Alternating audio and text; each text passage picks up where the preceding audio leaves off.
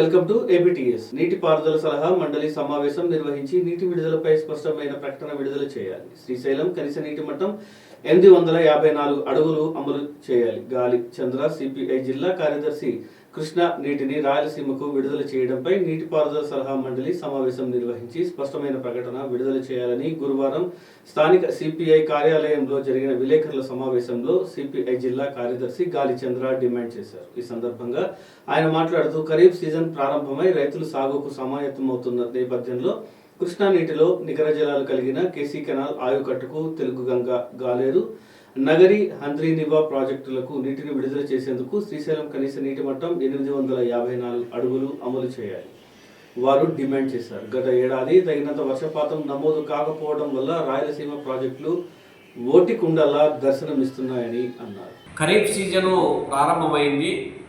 ఇప్పటికే రైతాంగము సాగుకు అవసరమైనటువంటి ఏర్పాట్లలో నిమగ్నం అవుతూ ఉన్నారు. ఈ క్రమంలో ప్రభుత్వం వెంటనే ఖరీఫ్ సీజన్కు సంబంధించినటువంటి నీటి కేటాయింపులపైన నీటి విడుదలపైన ప్రధానంగా స్పష్టమైనటువంటి ప్రకటన చేయాల్సినటువంటి అవసరం ఉంది. అందులో రాయలసీమకు సంబంధించినటువంటి దాంట్లో కృష్ణా నీటిలో నికర జలాలు కలిగినటువంటి కేసీ కెనాలు ఏదైతే ఉందో ఆ కేసీ కెనాల్కు సంబంధించినటువంటి నీటి విడుదల వాళ్ళ రాజోలికి సంబంధించినటువంటి అంశం కావచ్చు, లేకపోతే సుంకేశ్వర నుంచి విడుదల చేయాల్సినటువంటి నీళ్లు కావచ్చు, లేకపోతే వెనకచల్ల నుంచి రావాల్సినటువంటి నీళ్లు కావచ్చు, వీటిపైన రాయలసీమకు సంబంధించినటువంటి కృష్ణా అడ్వైజరీ బోర్డు మీటింగ్ సమావేశం నిర్వహించడం ద్వారా రైతులు గందరగోళానికి లోను కాకుండా ఉండేటువంటి పరిస్థితి ఉంటుంది. కాబట్టి వెంటనే ప్రభుత్వము అడ్వైజరీ బోర్డు సమావేశం నిర్వహించి రాయలసీమకు సంబంధించినటువంటి నీటి కేటాయింపులు విడుదలపైన స్పష్టమైన ప్రకటన చేయాలి. దాంతోపాటు ఇవాళ రాయలసీమలో ఉన్నటువంటి గాలేరు నగరంలో అంతర్భాగమైనటువంటి గోరకల్లు రిజర్వాయర్ కావచ్చు, అవుపు కావచ్చు, గండికోట కావచ్చు, పైడిపాలెం కావచ్చు, చిత్రావతి కావచ్చు, వాగికొండ సర్వరాయ సాగర్ కావచ్చు, అన్ని ఓటికుండల్లాగా ఉన్నాయి. ఎక్కడా కూడా నీళ్లు లేవు. కాబట్టి వెంటనే ఎగువ భద్రలో నీళ్ళ ఇన్ఫ్లో పెరుగుతూ ఉంది. రోజు రోజుకు కృష్ణా నదిలో కూడా నీటి ప్రవాహం పెరుగుతూ ఉంది. ఈ నేపథ్యంలో రాయలసీమకు నీటి తరలింపు పైన కూడా శ్రద్ధ వహించాల్సినటువంటి అవసరం ఉంది. అట్లే నీటి విడుదలపైన స్పష్టమైన ప్రకటన చేయకపోతే రైతులు పెద్ద ఎత్తున నష్టపోయేటువంటి ప్రమాదం కూడా ఉంది. కాబట్టి ఇప్పటికైనా ప్రభుత్వము రాయలసీమకు సంబంధించినటువంటి నీటి కేటాయింపులే కాకుండా పెండింగ్లో ఉన్నటువంటి ప్రాజెక్టులు ఏవైతే ఉన్నాయో, ఇవాళ గాలేరు నగర్లో రెండో దశ పనులు పూర్తి కాలేదు. తర్వాత హంద్రీనివా రెండో దశ పనులు మోక్షమే లేదు. కాబట్టి రెండో దశ పనులు కావచ్చు, రాజోల్ రిజర్వాయర్ నిర్మాణానికి సంబంధించినటువంటి నిధులు కేటాయింపు, నిధుల లేమితనం అనేటువంటిది వెంటాడుతూ ఉంది. తెలుగు గంగకు సంబంధించినటువంటిది కూడా ఇవాళ బ్రహ్మసాగర్ కావచ్చు, SR1, SR2 కావచ్చు, వెలుగోడు రిజర్వాయర్ కావచ్చు, అన్నీ కూడా పూర్తిగా ఒండిపోయి ఉన్నాయి. కాబట్టి వాటిని ఇప్పుడు వచ్చేటటువంటి నీటిలో పోతేటిపాడు రెగ్యులేటర్ ద్వారా నీటిని తరలించడానికి కావలసిన కార్యాచరణ సిద్ధం చేయాల్సినటువంటి అవసరం ఉంది. రాష్ట్ర ముఖ్యమంత్రి చంద్రబాబు నాయుడు గారు వారంలో ఒకరోజు పోలవరం పైన సమీక్ష చేస్తారని చెప్తున్నటువంటి ఆయన రాయలసీమకు సంబంధించినటువంటి ప్రాజెక్టుల పైన నిరంతర పర్యవేక్షణ చేయాల్సినటువంటి అవసరం ఉంది. కాబట్టి యుద్ధ ప్రాతిపదికన పూర్తి చేయడానికి కావలసినటువంటి నిధుల కేటాయింపు, నీటి కేటాయింపు జరగాల్సినటువంటి అవసరం ఉంది. ఆ వైపు చర్యలు తీసుకోవాలని చెప్పి కూడా డిమాండ్ చేస్తాం. విశాఖ జిల్లా గాజువాక నియోజకవర్గం ప్రజలందరూ తగిన జాగ్రత్తలు తీసుకుంటే డయేరియా వ్యాధి రాకుండా అదుపు చేయడం సాధ్యమవుతుందని విశాఖ దక్షిణ నియోజకవర్గ జనసేన సీనియర్ నాయకులు జీవీఎంసీ కార్పొరేటర్ డాక్టర్ కందుల నాగరాజు పేర్కొన్నారు. వర్షాకాలం ప్రారంభమై ప్రస్తుతం నడుస్తున్న క్రమంలో ప్రజలు డయేరియా బారిన పడకుండా సమర్థవంతంగా దాన్ని నిర్మూలించడం కోసం జీవీఎంసీ 32వ వార్డులో అధికారులు మరియు ప్రజలతో అవగాహన కార్యక్రమం జరిగింది. ఈ కార్యక్రమంలో పాల్గొన్న ఆయన మాట్లాడుతూ ప్రజలు తాము నివసిస్తున్న పరిసరాలు పరిశుభ్రంగా ఉంచుకుంటూ కాచి వడబోసిన నీరు మాత్రమే తాగుతూ ఆహార పదార్థాలను వేడిగా ఉంచేటప్పుడు మాత్రమే తింటే డయేరియా వ్యాధి రాకుండా పూర్తిగా నిర్మూలించవచ్చని అన్నారు. నీరు నిల్వ ఉంటే దోమలు, ఈగలు తదితర క్రిమికీటకాలు విస్తరిస్తాయని, అందుకే తరచుగా నీటి ట్యాంకులు, టబ్బులు తదితరాలకు పరిశుభ్రంగా ఉంచాలని అన్నారు.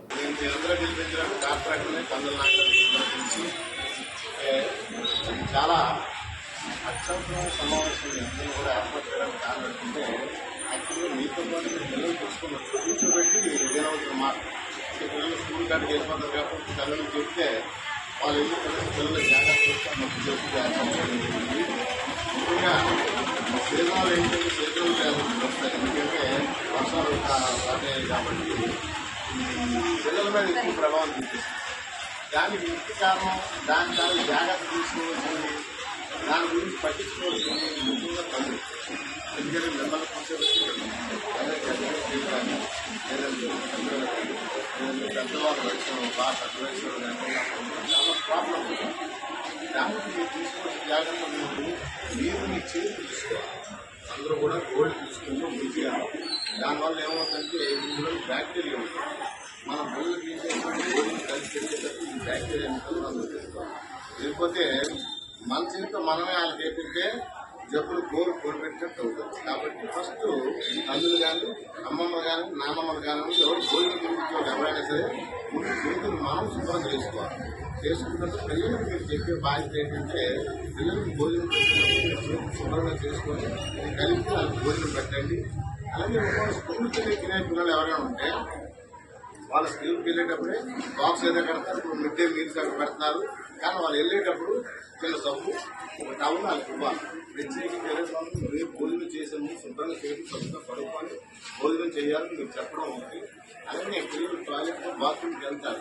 వెళ్ళి సభ్యంగా సర్వీస్ చేసుకోవాలి చిన్నపిల్లలు కాబట్టి. అలాగే మీరు రెగ్యులర్గా చేయించిన తర్వాత సబ్బులో పడుకోమని చెప్పాలా. ఆ సబ్బులు మరి స్నానానికి వాడకూడదు. ఆ సబ్బులు వేరే పెట్టాలి, ఈ సబ్బులు వేరే పెట్టాలి. అది మీరు ఖచ్చితంగా చెప్పాలి. ఎందుకంటే పిల్లల్లో మనం చెప్పిన వాళ్ళ ఆరోగ్యం కానీ వాళ్ళ తాలూకు జీవితం కానీ వాళ్ళ తాలూకు భవిష్యత్తు కానీ మీ చేతిలో ఉంటుంది. మీరేం చేస్తారంటే ఏమి చిన్నపిల్లలు వాళ్ళు ఏమి చేస్తారు, అమలు చేస్తాం, వదిలేస్తాం అనేసి అనుకుంటే చాలా ప్రమాదం. అలాగే మీ ఇళ్ళలో ఉన్న బాత్రూమ్ కూడా అంటే చాలా మంది శుభ్రంగా ఉంచుకుంటుంది అందరూ కూడా. కానీ ఒకసారి రిపీట్ చేయడం కోసం చెప్తున్నాను. మీ అందరికీ తెలియని విషయాలే కాదు, అందరికీ తెలిసిన విషయాలే. బాడీస్ ఏం చేస్తారంటే బాడీస్ సరిగ్గా నీళ్ళు పట్టుకోవడం, దాంట్లో ఉన్న దోమలు కానీ లేదు బయటకు రావడం, మీరు తిన్న భోజనాల మీద వాడడం ఇవన్నీ జరుగుతుంది. కాబట్టి అవి జాగ్రత్తలు చూసుకోవాలి. బాడీస్ ఎప్పుడు శుభ్రం చేసుకోవాలి. బాత్రూమ్ని పొడిగా ఉంచుకోవడానికి ప్రయత్నం చేయాలి. ఎప్పుడు టైట్గా ఉంచుకోవద్దు. ఎప్పుడు స్నానాలు చేసినట్టు కొంచెం ఆరేటట్టుగానే ఉంచుకోవాలి. లేదంటే వాటి వల్ల బ్యాక్టీరియా వస్తుంది. ఈ ఏడాది IIIT ప్రవేశాలలో బాలికలదే పైచేయి 67.15% ఎంపిక. నూజివీడు, ఒంగోలు, శ్రీకాకుళం, ఆర్కే వ్యాలీ IIITలో 2024-25 అడ్మిషన్కు 4,400 సీట్లు భర్తీకి ఆన్లైన్లో నమోదు చేసుకున్న 53,863 మంది విద్యార్థులు ఈ ఏడాది ప్రభుత్వ ప్రైవేట్ పాఠశాలలే కాకుండా ఇతర రాష్ట్రాల నుండి అధిక స్థాయిలో ఉత్సాహం కనబరిచిన విద్యార్థులు. IIIT విద్యాభ్యాసంకు 93% ప్రభుత్వ పాఠశాలలు విద్యార్థులు ఎంపికవగా 7% ప్రైవేటు విద్యా సంస్థలు విద్యార్థులకు దక్కింది. రాష్ట్ర వ్యాప్తంగా అత్యధికంగా 498 సీట్లు సాధించిన శ్రీకాకుళం జిల్లా, విజయనగరం జిల్లా 286 సీట్లు. జూలై 22 నుండి 27 వరకు ఎంపికైన విద్యార్థులకు కౌన్సిలింగ్. ఆగస్టు నెలలో తరగతులు ప్రారంభం.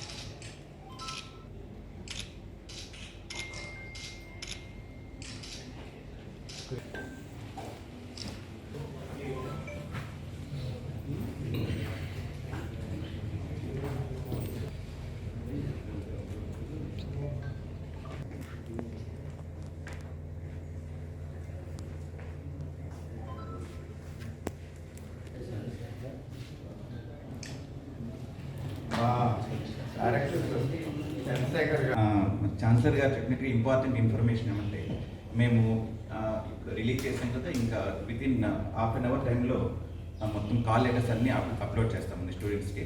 So doctor B R Ambedkar Konaseema జిల్లా మండపేట నియోజకవర్గం కపిలేశ్వరపురం మండలం కేదార్లంక గ్రామ పంచాయతీ పరిధిలో అక్రమంగా గోదావరిని తవ్వేస్తున్న ఇటుకబట్టి రాయుళ్లు పట్టించుకోవాల్సిన పోలీసులు, రెవెన్యూ, హెడ్ వర్క్స్ మైన్స్ సంబంధిత అధికారులు పట్టించుకోకపోవడంతో పగలు రాత్రి తేడా లేకుండా ఇష్టానురాజ్యంగా 200 ఎక్స్కలేటర్లతో తవ్వేస్తున్న వైనం. ఇదే విధంగా కొనసాగితే పచ్చని పంట పొలాలు గోదావరిలో కలిసిపోయే ప్రమాదం ఉంది. ఇకనైనా సంబంధిత శాఖల అధికారులు స్పందించి బట్టి యజమానులపైన ఎక్వేటర్ యజమానులపైన కఠిన చర్యలు తీసుకోకపోతే అక్రమ మట్టి తవ్వకాలు అదుపు చేయడం కష్టం. ఇకనైనా అధికారులు స్పందిస్తారో లేదో వేచి చూడాల్సిందే.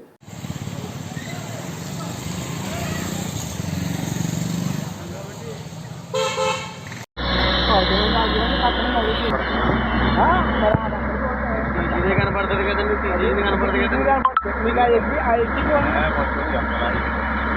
అదే ఆ ఎడ్జికి ఉండే.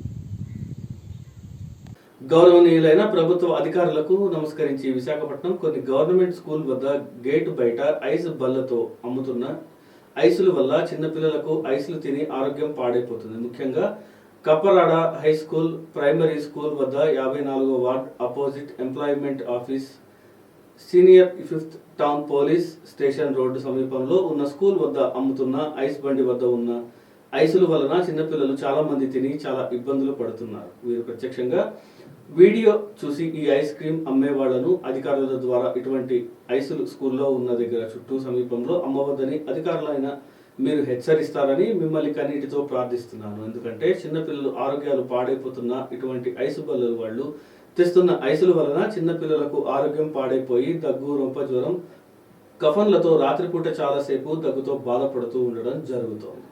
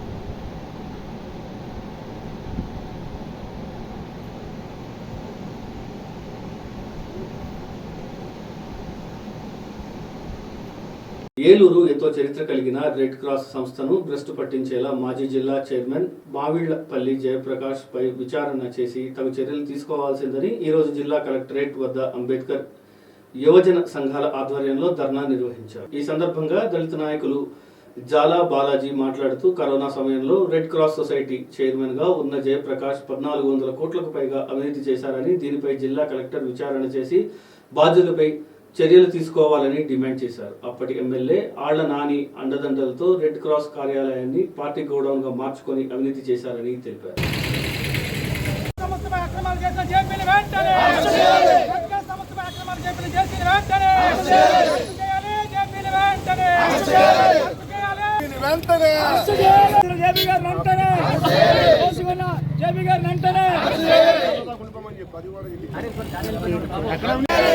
అక్రమాలు చేసిన జేపీని వెంటనే అక్రమాలు చేసిన జేపీని వెంటనే అక్రమాలు చేసిన జేపీని వెంటనే అక్రమాలు చేసిన జేపీని వెంటనే అక్రమాలు చేసిన జేపీని వెంటనే. అంబేద్కర్ యువజన సంఘం కార్యదర్శిని ఈరోజు రెడ్ క్రాస్ సొసైటీ లోగడ ప్రెసిడెంట్ అయిన జేపీ గారి మీద విచారణ చేయాలని కలెక్టరేట్కి వచ్చాం. ఆయన అనేక అక్రమాలు చేయడమే కాకుండా రెడ్ క్రాస్ సొసైటీ సొమ్ముని 1400 కోట్ల రూపాయలు దోచేశారు. లోగడ ఎమ్మెల్యే గారు ఈయన కలిసి, అలాగే కరోనా మహమ్మారి వచ్చినప్పుడు కరోనా కిట్ల పైన, కరోనా మీద వచ్చిన మందులు, ఇంజక్షన్లు కూడా అధిక రేట్లకు అమ్ముకొని కోట్లు సంపాదించుకున్నారు. పేద ప్రజలకు ఇవ్వాల్సిన భోజనాన్ని కూడా 20 రూపాయల భోజనాన్ని 120 రూపాయలు వసూలు చేసి ఈ జిల్లా కాక ఇతర జిల్లాల నుంచి వచ్చిన వాళ్ళు కూడా అది ఒక టీమ్గా ఏర్పాటు చేసి వాలంటీర్ని ఏర్పాటు చేసుకుని వాళ్ళందరితో భూదండలాగా ఈ కరోనా దండా చేశారు. అలాగే కరోనాలో అనేక మంది సంస్థల దగ్గరికి వెళ్ళి, పెద్ద పెద్ద బిజినెస్ మ్యాన్ దగ్గరికి వెళ్ళి ఒక టీంని తయారు చేసి దండా ప్రవర్తించడానికి ఎన్నో కోట్లు దోచేశారు. అలాగే కరోనాలో కిట్లు కూడా ఒక లక్ష్మీవారిపేటలో గొడవల్లో దోచేసి అన్ని అధిక రేట్లకు అమ్ముకుంటమే కాకుండా అనేక అక్రమాలకు పాల్పడ్డారు. పేదవాడికి అందాల్సిన చిరంజీవులైనా కరోనా కిట్లైనా ఇవన్నీ దోచేసుకుని అమ్మేసుకున్నారు. ఇది ఎక్కడ రాయవండి? ఆరోగ్య శాఖ మినిస్టర్ అనారోగ్య శాఖ మినిస్టర్ అయిపోయాడు.